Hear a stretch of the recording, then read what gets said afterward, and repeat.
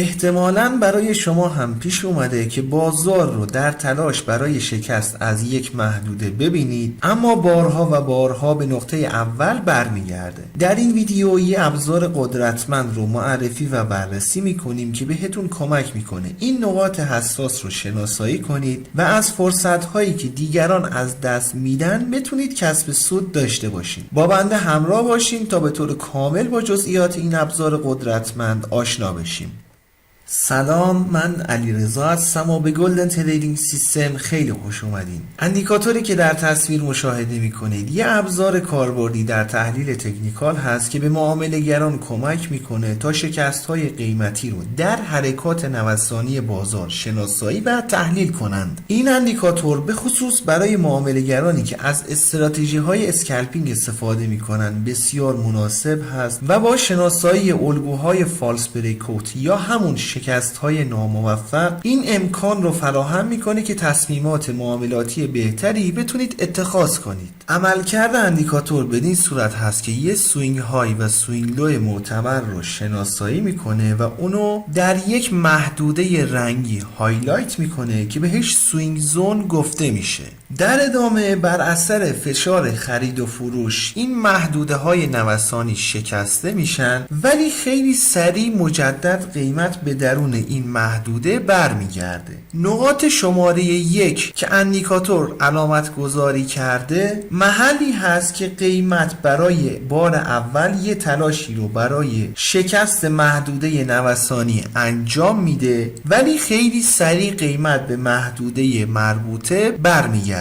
در نقاط شماره 2 قیمت مجدد به محدوده نوسانی برمیگرده و دوباره به سمت محل شکست حرکتش رو انجام میده. نقطه شماره 2 که در اندیکاتور نمایش داده میشه بیانگر محلی هست که قیمت برای بار اول به محدوده برگشت انجام داده. در حرکت بعدی قیمت مجدد تلاش میکنه که یه شکست دیگه انجام بده ولی مجدد این سری هم قیمت تلاشش ناموفق هست و مجدد به سمت محدوده برمیگرده. بنابراین نقطه شماره 3 محل شکست برای بار دوم هست. تا اینجای کار ما دو سری شکست ناموفق رو داشتیم. در موج چهارم قیمت مجدد به محدوده برمیگرده و این سری میاد و نقدینگی سقف یا کف شماره 2 رو جمع میکنه. اگه دقت کنید توی این مثال نزولی قیمت نتونسته نقدینگی سقف شماره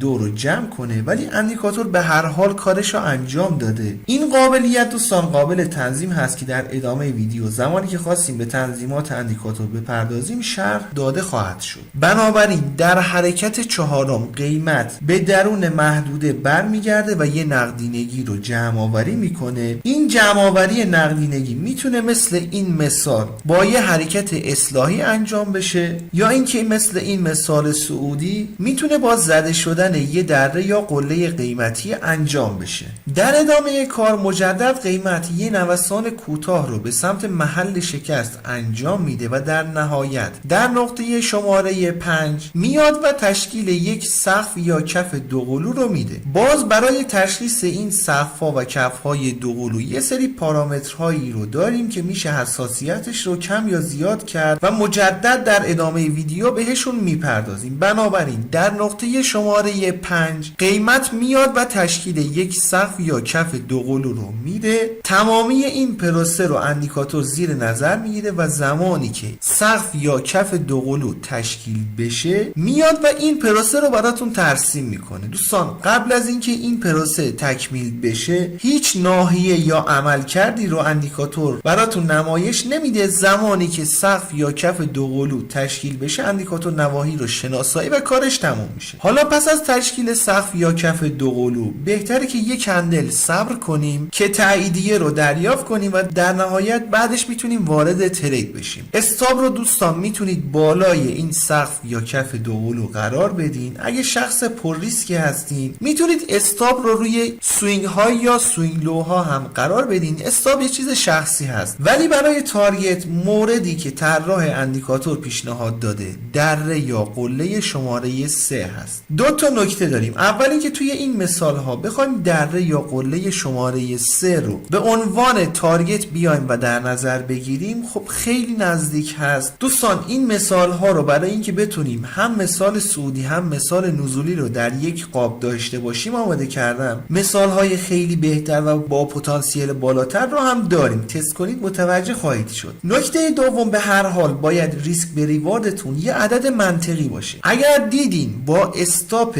دره یا قله شماره 4 و 5 و تارگت دره یا قله شماره 3 ریسک به ریواردتون اصلا منطقی در نمیاد، میتونید یا اینکه اصلا وارد ترید نشین، یا اینکه اگر شخص پر ریسکی هستین میتونید برخلاف دیدگاه طراح اندیکاتور تارگتتون رو اعداد بیشتری قرار بدین. الان توی این دو مثال قیمت تارگت های بالاتری رو هم تجربه کرده. مورد دوم رو دوستان باید در لایو چارت و طبق روحیاتی که دارین بررسی کنید. موضوعی نیست که شخصا بخوام روش زوم کنم و یه قاعده و قانون کلی براش در نظر بگیریم، چون روحیات هر شخص متفاوته. برای انداختن اندیکاتور روی چارت باید وارد سرور ایندیکیتورز بشیم. در تب سرچ بار عبارت سوینگ بریکاوت سیکونس رو وارد کنیم. این اندیکاتور هست که توسط لوکسالگو طراحی شده. این اندیکاتور دوستان حدوداً یک روز قبل از زمان ضبط ویدیو معرفی شده و در همین مدت زمان کوتاه حدود 1260 نفر دارن از اندیکاتور استفاده میکنن که نشون دهنده قابلیت ها و پتانسیل بالای اندیکاتور هست. قبل از اینکه بخوایم گریز کوتاهی به قسمت تنظیمات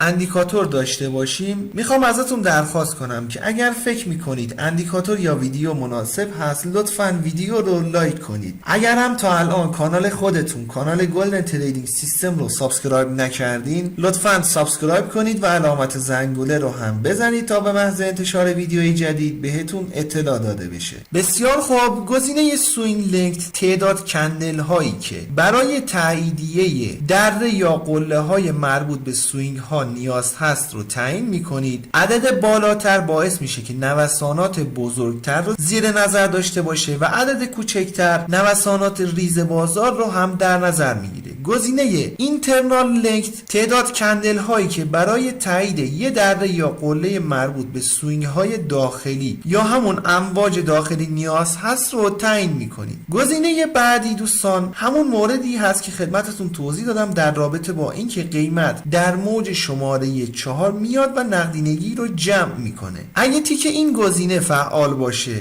باید دره یا قله شماره 2 توسط موج شماره 4 زده بشه یا به اصطلاح نقدینگیش جمع آوری بشه تا اندیکاتور شناسایی کنه. و یعنی مثل این مثال نزولی که نتونسته بود نقدینگی سقف شماره 2 رو جمع کنه، دیگه اندیکاتور چنین سیگنال هایی رو به همون نمایش نمیده. گزینه بعد مربوط به در نظر گرفتن سقف یا کف دو قلو در نقطه شماره 5 هست. اگه نمیخواین یه سقف یا کف دو قلو رو داشته باشین و با برگشت قیمت به محدوده به سبک خودتون ورود به ترید انجام بدین، میتونید که این گزینه رو بردارین. ولی اگه میخواین سقف یا کف دو قلو رو مشاهده کنید، یه نسبتی رو اینجا در نظر گرفته که در واقع تعیین میکنید چقدر به هم نزدیک باشن میتونه یه سقف یا کف دو قلو باشه. هر قدر عدد کوچکتری قرار بدین باید سقف یا کف دو قلو به هم نزدیکتر باشن تا اندیکاتور شناسایی کنه. ولی اگه عدد بالاتری قرار بدین یه مقدار فاصله زیاد هم داشته باشن اندیکاتور میاد و شناساییشون میکنه.